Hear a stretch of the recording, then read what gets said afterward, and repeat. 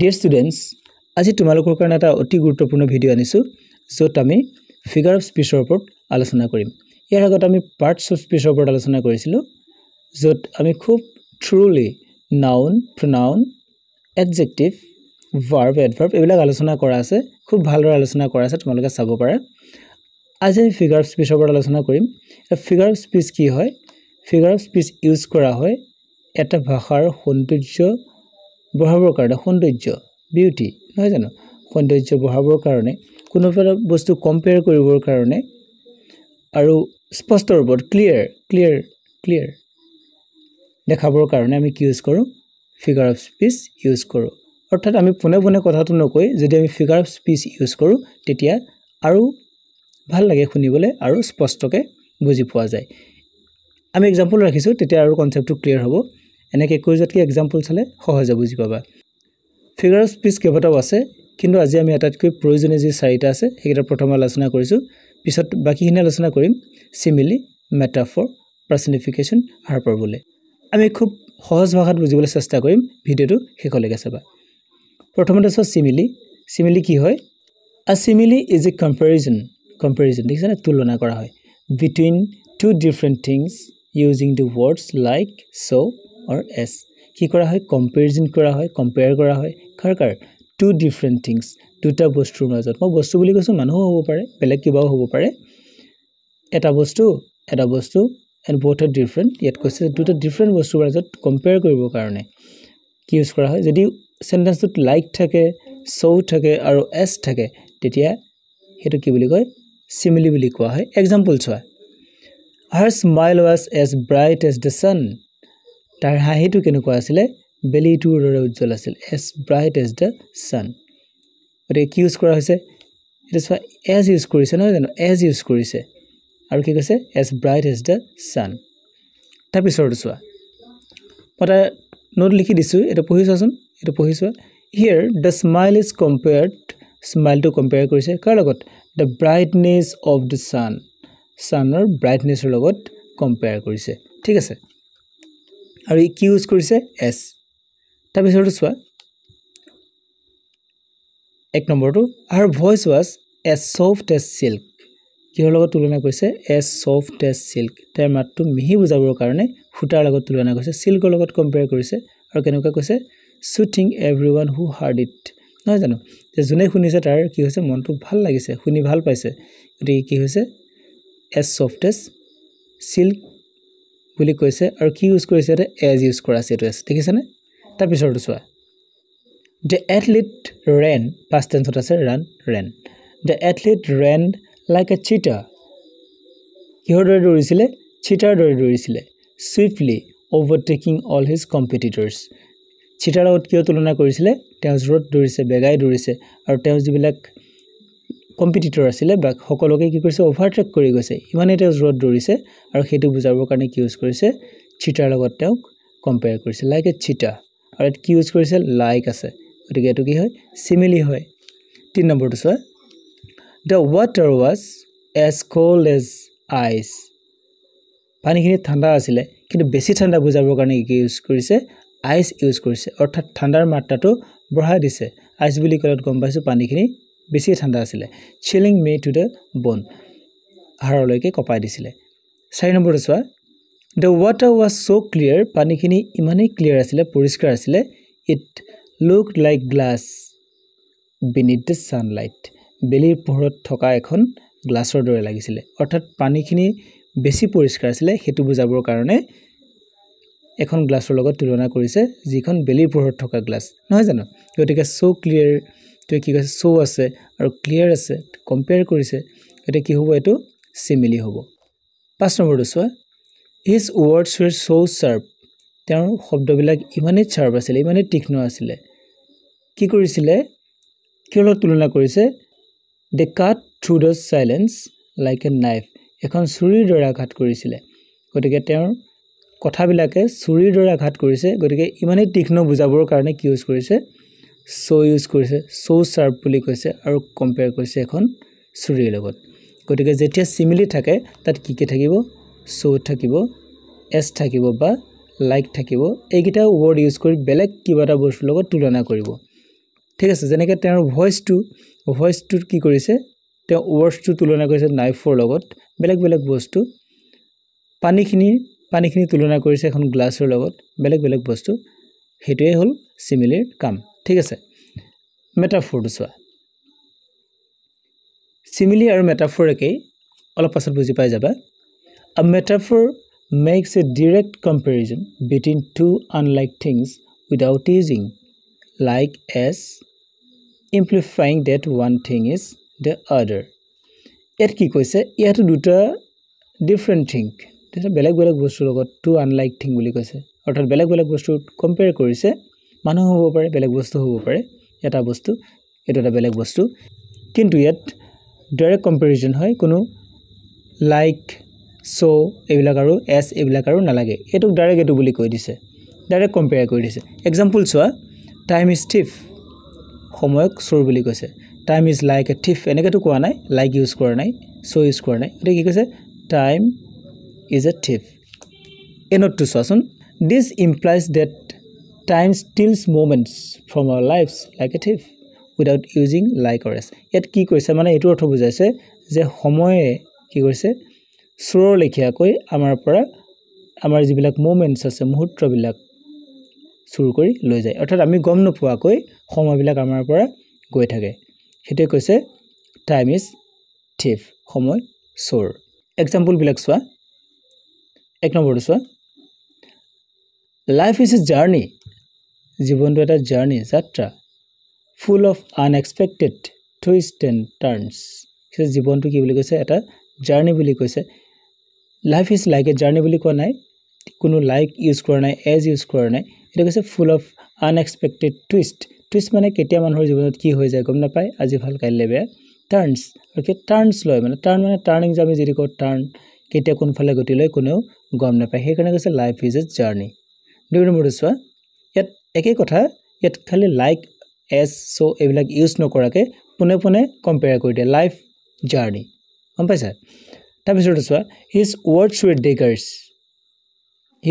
ৱেৰ ডেগাৰ্ছ কিন্তু আমি আগৰটো চাওঁচোন ইয়াত এটা চেণ্টেন্স পাইছিলোঁ এইটো চোৱাচোন his words were so' sharp দেখিছেনে কিন্তু ইয়াত ডাইৰেক্ট ডেগাৰ বুলি কৈ দিছে হিজ ৱৰ্ডছ ৱেৰ ডেগাৰ ৱৰ্ডখিনি ডাইৰেক্ট ডেগাৰ লগত তুলনা কৰিছে লাইক এ ডেগাৰ বুলিতো কোৱা নাই ডেগাৰ লগত তুলনা কৰিছে cutting through her heart with its insult মানে তেওঁৰ কথাবিলাক ইনচাল্ট কৰি কৈছে আৰু সেইটোৱে তাইৰ হৃদয়ত আঘাত কৰিছে তিনি নম্বৰটো চোৱা দ্য ক্লাছৰুম ৱাজ এ জু ক্লাছৰুমটোক চিৰিয়াখানা বুলি কৈছে জু বুলি কৈছে ক্লাছৰুমটো জু হ'ব পাৰে জানো নোৱাৰে কিন্তু ডাইৰেক্ট কম্পেয়াৰ কৰি দিছে লাইক এ জু বুলি কোৱা নাই the students scattering and running around ষ্টুডেণ্টবিলাকে কি কৰিছে জন্তুৰ লেখীয়াকৈ চিঞৰি আছে দৌৰি আছে সেইকাৰণে ক্লাছৰুমটো কি কৈছে চিৰিয়াখানা বুলি কৈছে ঠিক আছে এতিয়া সিমিলি আৰু মেটাফৰ এটা ডিফাৰেন্স আছে যেতিয়া এটো কম্পেয়াৰ হয় টু ডিফাৰেন্ট থিংছ বেলেগ বেলেগ বস্তুৰ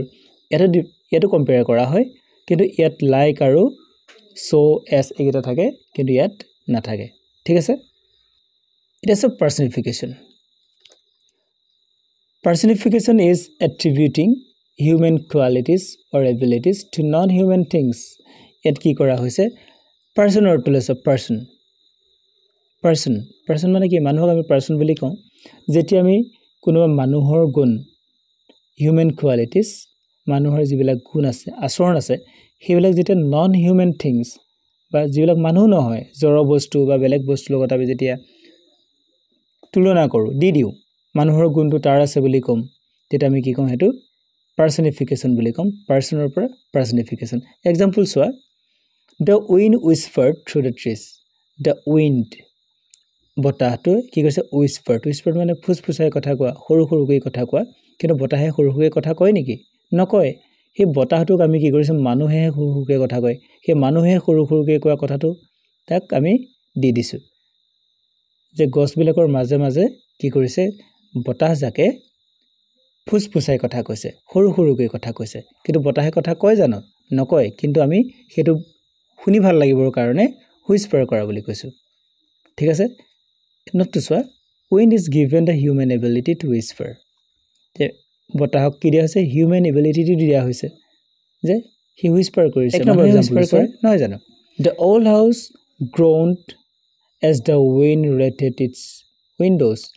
কি কৈছে যেটো পুৰণা ঘৰটো কি কৈছে সি চিঞৰিছে যেতিয়া আমি বিখালে বা দুখ পালে যেনেকৈ চিঞৰো এই ঘৰটো তেনেকৈ গ্ৰন কৰিছে চিঞৰিছে কেতিয়া as the wind rattled its window যেতিয়া বতাহজাকে ইয়াৰ খিৰিকীত কোবাইছিলে তেতিয়া কৈছিলে ঘৰটোৱে চিঞৰিছিলে যেতিয়া আমি দুখ অনুভৱ কৰিলে বিষ অনুভৱ কৰিলে চিঞৰ তেনেকৈ চিঞৰিছিলে ঘৰটোৱে চিঞৰিব পাৰে নেকি নোৱাৰে মানুহে চিঞৰিব পাৰে দুখ পালে নহয় জানো এই মানুহৰ চিঞৰা গুণটো এই ঘৰটোক দি দিয়া হৈছে নহয় জানো নন লিভিং থিংছ ঘৰটো কোনো জীৱ থকা বস্তু নহয় গতিকে হেতু পাৰ্সনিফিকেশন মানুহৰ পাৰ্সনৰ গুণটো দি দিয়া হৈছে কাৰণে পাৰ্সনিফিকেশন তাৰপিছত চোৱা The stars danced তৰাবিলাকে নাচিছিল তৰাই নাচে নেকি নাচে কিন্তু যেটো তৰাৰ নাচি থকা লিখা লাগে তলৰ পৰা চাবাচোন জিলিকি থাকে নাচি থকা লিখা লাগে এই নাচি থকা গুণটো মানুহৰ গুণটো তৰাক দি দিয়া হৈছে তৰাটো নন লিভিং থিংছ হয় ইয়াটো জীৱ নাইকিয়া কিন্তু নাচে বুলি আমি কৈ দিছো কিহৰ কাৰণে শুনি ভাল লাগিবৰ কাৰণে সৌন্দৰ্য দেখাবৰ কাৰণে কি কৈছে In the night sky twinkling prayerfully above ৰাতিৰ আকাশত থিৰ বিৰাই থাকে টুইংকলিং কৰি থাকে হেতুকে দেখি কি বুলি কৈছে তৰাবিলাকে নাচিছে বুলি কৈছে তৰাবিলাকে নানাচে কিন্তু হেতু আমি শুনি ভাল লাগিবৰ কাৰণে ইউজ কৰিছো হেতু কি কম আমি পাৰ্সনিফিকেশন 3 নম্বৰ চোৱা the leaves whispered আকৌ whispered আহিছে গছৰ পাতবিলাকে কি হৈছে whispered কৰিছে secret as the breeze passed through the trees কৈছে যেতিয়া গছৰ পাতবিলাকে কি কৈছে সৰু সৰুকে কথা কৈছে গছৰ পাতে সৰুকে কথা কয় নেকি বা গছৰ পাত জীৱ থকা বস্তু নেকি নহয় জীৱ আছে যদি হেতু মানুহৰ গুণ নাই সৰুকে কথা ক'ব নোৱাৰে যেতিয়া বতাহ পাৰ হৈ গৈছিল গছজোপাৰ পাতবিলাকে সৰু সৰুকে কথা কৈছিল হেতু কাব্যিক ভাষা শুনিবলৈ ভাল লগাকে কোৱাৰ কথা কিন্তু প্ৰকৃততে গছৰ পাতে সৰু সৰুকে কথা নকয় হেতু তোমালোকে জানা হেতু কি কৰা হৈছে পাৰ্সনিফিকেশন মানুহৰ গুণটো দি দিয়া হৈছে ঠিক আছে Episode is hyperbole. Hyperbole is an exaggerated statement. Exaggerated statement মানে জুখতকে বেছিকে কোৱা statement. কোনোবা এটা কথা যেটো হয় তাতকে আমি অলপ বেছিকে কৈ দিও কাৰণ তাৰ এটা ইফেক্ট পৰিবৰ কাৰণে it is for effect and not meant to be taken literally. Literally মানে কি আছে literally মানে সঁচাকৈ প্ৰকৃততে হেতু তেনেকুৱা নহয় কিন্তু হেতু ইউজ কৰা হয় বেছিকে কৈ দিয়া হয় এক্সাজাৰেটেড কৰা হয় যাতে তুমি যাক কথাটো কোৱা তেওঁ ভালকে বুজি পাই যায় হেতু কাৰণে আমি অলপ বেছিকে কৈ দিও एग्जांपल সোৱা তেতে ভালকে বুজি পাবা এটা মো ওয়াৰ্ড ইয়াত দিছো লিটাৰেলি কেতিয়া ইউজ কৰা হয় ধৰিলো তুমি এখন মিটিংত গৈছা তোমাৰ টোপনি আহি গৈছে খুব মিটিংখন দীঘল হৈছে আৰু তুমি কি কৈছা টেবুলতে টোপনি আহি গৈছে তোমাৰ না জানো হেতু বুজাবৰ কাৰণে যে খসাকে তুমি টেবুলত টোপনি আহি গৈছিলে কিন্তু তুমি শুই যোৱা নাই হেতু কোনো তোমাক ক্লিয়াৰিফিকেশন দিব নালাগে তুমি খসাকে শুইছিলে না নাই কিন্তু ইমানে দীঘল আছিল যে তুমি খুব আমনি পাইছা হেতু বুজাবৰ কাৰণে তুমি কি কৰিব পাৰা The meeting took so long that I literally fell asleep at my desk অৰ্থাৎ মোৰ ডেস্কখনতে খসাকৈ টোপনি আহি গৈছিলে মিটিংখন ইমানে দীঘল আছিল তেনেকুৱা ক্ষেত্ৰত আমি কি ইউজ কৰো লিটাৰেলি ইউজ কৰো एग्जांपल চোৱা I am so hungry I could eat a horse যে মোৰ ইমানে ভোক লাগিছিল যে মই যেন এটা ঘোঁৰা খাই দিম মানে ঘোঁৰাটা খাই দিব পাৰে নেকি নোৱাৰে কিন্তু বেছি ভোক লাগিছে হেতু বুজাবৰ কাৰণে কি ইউজ কৰিছে eat a horse to use কৰিছে তাৰপিছত চোৱা I told you a million times to clean your room মই তোমাক 1 মিলিয়ন টাইম কৈছো ইমানবাৰ কৈছো কিমানবাৰ কৈছে 1 মিলিয়ন টাইম মানুহে কথা ক'ব পাৰে নেকি নোৱাৰে to clean the room মানে বহুত বাৰ কৈছে হেতু বুজাবৰ কাৰণে কি কৈছে a million time কৈছো বুলি কৈছে দুই নম্বৰটো চোৱা that movie was so funny যে মুভিখন সিনেমাখন ইমানে বেছি ফানি আছিল হাঁহি উঠা আছিল I laugh for days মই কেবাদিনো হাঁহি আছিল মানুহে কেবাদিনো হাঁহি থাকিব পাৰে নেকি ননস্টপ নোৱাৰে কিন্তু বেছি হাঁহি উঠিছিল আৰু বেছি ফানি আছিল হেতু বুজাবৰ কাৰণে এডৰ ইউজ কৰিছে থাৰ্ড টু চোৱা I am so tired মোৰ ইমানে ভাগৰ লাগিছিল to sleep for a year মই এবছৰ ধৰি শুই আছিল পাৰে নেকি এবছৰ শুই থাকিব ননস্টপ নোৱাৰে কিন্তু এই টায়াৰ্ড বুজাবৰ কাৰণে বেছি ভাগৰ লাগিছে হেতু বুজাবৰ কাৰণে sleep for a year to use কৰিছে নহয় জানো কিন্তু প্ৰকৃততে মানুহ এবছৰ শুই থাকিব নোৱাৰে তাৰপিছত চোৱা oxymoron is a figure of speech in which two opposite ideas are joined to create an effect. Effect বনাবৰ কাৰণে প্ৰভাৱ পেলাবৰ কাৰণে কি কৰে দুটা opposite idea একেলগ কৰি দিয়ে জয়েন কৰে কেনেকৈ চাবা एग्जांपल চাও বুজি পাই যাবা His decision was painful pleasure His decision was a painful pleasure as it brought both relief and regret yet soa not to soa painful it word ene ase and pleasure are contradictory দুটা তো বেলেগ বস্তু না জানো painful যেটো আমাৰ যেত ভাল না লাগে পেইন বিক থাকে দুখ থাকে আৰু প্লেজাৰ তো আনন্দ এটা পেইনফুল প্লেজাৰ দুটা একেলগ হ'ব পাৰে নেকি দুটা তো কন্ট্ৰাডিক্টৰি হয় কন্ট্ৰাডিক্টৰি মানে এটো হেতৰ মিল নাই কিয়া পেইনফুল হলে বেয়া হ'ব প্লেজাৰ হলে ভাল হ'ব কিন্তু দুটা একেলগ ইউজ কৰা হৈছে yet they are used together একেলগ ইউজ কৰা হৈছে to describe complex emotion সেই সময়ত সেই কথাটো কওঁতনে যেটো পৰিস্থিতি আছিল সিচুৱেচন আছিল সেই সিচুৱেচনটো বৰ্ণনা কৰিবৰ কাৰণে মনৰ আবেগটো ইমোশনটো বৰ্ণনা কৰিবৰ কাৰণে এই দুটা একেলগে ইউজ কৰিছে ঠিক আছে তাৰ পিছৰটো চোৱা এক নম্বৰটো চোৱা The comedian act was seriously funny leaving everyone in stitches মানে কি কৈছে কমেডিয়ান জনে ইমানে ফানি আছিল তাৰ এক্টিংটো কি কৈছে seriously funny বুলি কৈছে যে serious to serious funny to funny serious to কেনেকৈ ফানি হ'ব পাৰে কিন্তু যে বেছি ফানি আছিল হেতু বুজাবৰ কাৰণে কি কৰিছে seriously funny দুইটা ইউজ কৰিছে অৰ্থাৎ তেও যেটো ফান কৰিছিল যেটো তেও কমেডি কৰিছিল তাত খুব সিৰিয়াস কিছুমান মেটাৰ নিশ্চয় আছিল আৰু কি কৈছে seriously funny আৰু সকলোকে তেও হওঁৰ সফল হৈছিল এই কথাটো বুজাবৰ কাৰণে কি কৈছে seriously funny টো ইউজ কৰিছে দুই নম্বৰটো চোৱা He was met with cold warmth cold ঠাণ্ডা বুজাবৰ কাৰণে ইউজ কৰা হয় warm to তাৰ opposite to গৰম বুজাবৰ কাৰণে নহয় জানো when he arrived unexpectedly at the party তেও যেতিয়া পাৰ্টিটো তেও হলতক মতা নাছিলে তেও unexpectedly আহিলে তেও কি কৈছে cold warm দিছে অৰ্থাৎ তেও সকে ভালকে ট্ৰিট নকৰিলে নহয় জানো সেইকাৰণে এটো cold warm to ইউজ কৰিছে 3 নম্বৰটো চোৱা Her explanation left us with clear confusion কৈছে কি তেও যেটো এক্সপ্লেনেশন দিলে আমাক কি দিলে হেতুৱে ক্লিয়াৰ কনফিউজন দুটা কন্ট্ৰাডিক্টৰি হয় ক্লিয়াৰ মানে ক্লিয়াৰ হৈ যায় ভালদৰে বুজি পাই যোৱা কনফিউজন মানে যেতিয়া তুমি ভালদৰে বুজি নোপোৱা কনফিউজন থাকি যায় নহয় জানো হেতু কি আছে কনফিউজন ক্লিয়াৰ আৰু কনফিউজন কেনেকৈ এক হ'ব পাৰে as we understood the word but not the meaning clear confusion বুলি কি কৈছে তেও যিখিনি কথা ক'লে তাত কি আছে understood the word বিলাক বুজি পাইছো কিন্তু মিনিং বিলাক বুজি পোৱা নাই অৰ্থাৎ তেও যেটো ভাষণ দিলে হেতু আছে ক্লিয়াৰ কনফিউজিং